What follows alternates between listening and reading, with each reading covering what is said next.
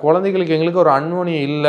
குழந்தை என் மேல பாசமா இருக்க மாட்டேங்குது. இதுக்கு நாங்க என்ன பண்றது? அப்படின்னு கேட்கக்கூடிய நண்பர்கள் ஏகப்பட்டவே இருக்காங்க. இதுக்கு நீங்க என்ன தந்திரமா ஒரு பரிகாரத்த பண்ணிக்கலான்னா, குழந்தை என்ன நட்சத்திரத்தில பிறந்துச்சோ, அல்லது உங்க குழந்தை பிறந்த நாட்கள் அன்னைக்கு நீங்க செய்ய வேண்டிய பரிகாரம், வெல்லத்தினால ஆன உணவு எதா இருந்தாலும் ஓகே. ஒரு சர்க்கரை பொங்கலா இருக்கலாம், அல்லது வெல்லமா கூட இருக்கலாம், அல்லது ஸ்வீட்னால ஆன உணவு எதா இருந்தாலும் சரி, உங்க பையனுடைய பேர 108 முறை சொல்லி, உங்க குழந்தை வயசுல இருக்கக்கூடிய அனாதை குழந்தைகளுக்கு நீங்க அன்னதானமா பண்ணிட்டு வந்தீங்க அப்படின்னா, குழந்தைக்கு உங்க மேல பாசங்கள் நிச்சயமா கிடைக்கும்.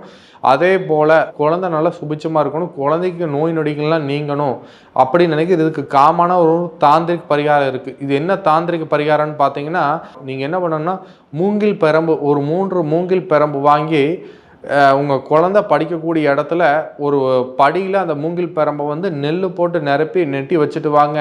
உங்க குழந்தைக்கு இருக்கக்கூடிய உடல் தொந்தரவுலாம் நீங்கி உடல்ல ஆரோக்கியம் நிச்சயமா பெருகும். இதையும் செஞ்சுட்டு வாங்க. உங்க குழந்தைகளுக்கு வந்து நோய் நொடி இல்லாத வாழ்க்கை நிச்சயமா அந்த பிரபஞ்சம் கொடுக்கும்.